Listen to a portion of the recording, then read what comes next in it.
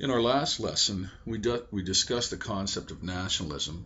And if you recall, the meaning of nationalism basically is those feelings that people have in identifying with a nation. The other part of nationalism refers to or is the process or the efforts that a group of people, those people that identify with a particular nation, their efforts in creating or uniting with an independent nation or state or country, and thus forming their own independent nation.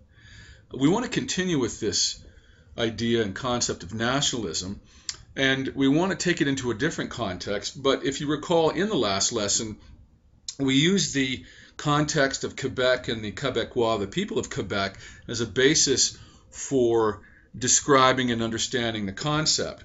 And if you will recall, the Quebecois, as we discussed in our last lesson, see themselves as a people, and they identify as a nation. They see themselves as linguistically unique with their own history, and we understand that they have a number of symbols that they see as being nationalistic and which form the basis of their unique identity.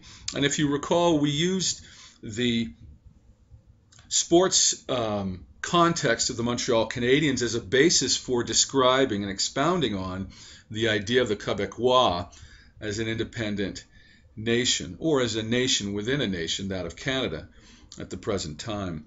When we use this sports context, that of the Montreal Canadiens, we came to see that there were various symbols that were nationalistic that did form the basis and the foundation and part of the nation of Quebec. One of those symbols was obviously the logo of the Montreal Canadiens. There were others, the fleur-de-lis, which symbolizes the French people of Canada, and some of the important architectural areas of Quebec itself, the Citadel, for example. But we also saw that there were other symbols that became nationalistic and formed the foundation of the Quebecois and their national identity. There were such figures as Rocket Richard, the great player of the Montreal Canadiens, who was French Canadian and represented the pride of the French Canadian people at the time. And the fact that he was suspended from the entire playoffs during a regular season of the National Hockey League that then led to riots became the basis and foundation of a nationalistic symbol that also became the basis and foundation of the nationalistic identity of Quebecois. We also saw events. We just spoke of the Richard riots, where riots broke out throughout Montreal with looting, vandalism, fires taking place. And so the Richard riots became an important nationalistic symbol of the Quebecois. These various symbols, figures such as Rocket Richard, the events such as the Richard riots, and various important other symbols like the fleur-de-lis and the logo of the Montreal Canadiens, have become an important element of Quebecois identity. In fact, we can continue to understand the idea of nationalism when we see the efforts of many Quebecois within Canada and their attempts to create their own independent nation, that based on the people of Quebec. We, if you recall, talked about two referendums that took place. One in 1977, where there was a 60% vote of the population of Quebec saying they would want to remain in Canada, and 40% voting to create a separate independent Quebec. And then again in the early 1990s, a second referendum was held, which was much, much closer. In fact, the difference between wanting to stay and wanting to separate and form an independent nation was less than 1%. And so we see that Quebec is a good context for understanding the idea of nationalism. Now what we want to do is go on to another context so we can get a better understanding of nationalism and how nationalism itself is a powerful force and has played a powerful role in shaping world history. So what we're going to do now is we're going to look at nationalism from the perspective of France, and so today's lesson will focus on that of French nationalism. So with the current lesson, we're going to look at French nationalism. We're going to look at some important events, figures, and symbols that form the basis of French nationalism and those of French nationalistic identity. And then symbols. And of course, when we do that, we must begin with the major event of world history, which is the French Revolution. And the French Revolution is not only a major event within world history, but a pivotal event in the evolution and development of French nationalism. And the French Revolution itself, symbolically, is seen to have begun with the storming of the Bastille, which was one of the ancient prisons in Paris, and was stormed by citizens of the city of Paris. Again, we're going to look at the idea of nationalism within a French context, French nationalism within the first unit, and the idea of nation and identity, and of course within the related issue, the first related issue, which again is to what extent should nation be the foundation of identity.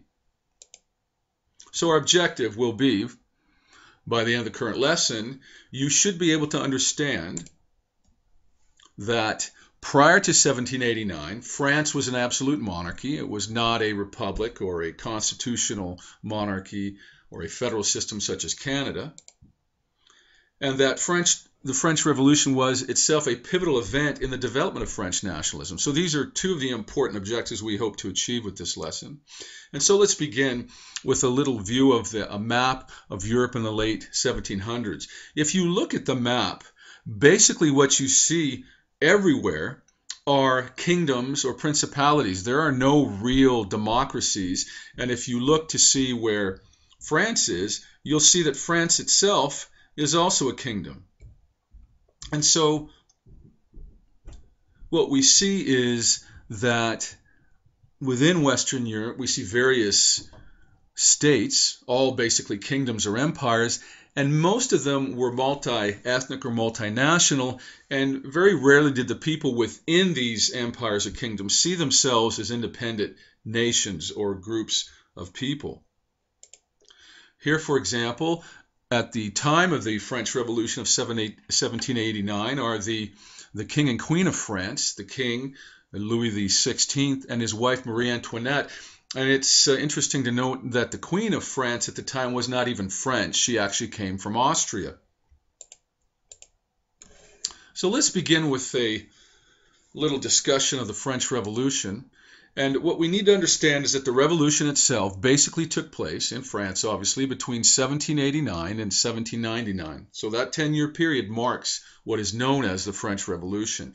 And the people and the events that shaped French nationalism were especially noteworthy and influential during that period of time. And as I had mentioned earlier, traditionally the French Revolution is known to have been, or symbolically believed to have begun, with the storming of the Bastille, the prison in Paris, and that happened on July 14th in 1789. And to this day in France, July 14th is an important national holiday, very much like Canada Day on July 1st for Canada and the 4th of July for the United States. And as I mentioned, it is still celebrated in France, and it's quite an important national holiday for the French people. Now, basically, the struggles, events, and the figures of the French Revolution, as I had mentioned previously, form a very important basis and foundation for the development of French nationalism. And while the French Revolution in and of itself is important as a worldly event and an event that shaped world history, again, we're going to consider it from the context of the development of French nationalism. So what were some of the causes leading up to the French Revolution? This is something that we need to take a look at and to understand, and we will in future lessons look at these in more detail, but let's just have a general summary of some of these causes. Here you see a picture of the beautiful gardens of Versailles, the main palace of the kings of France outside of Paris.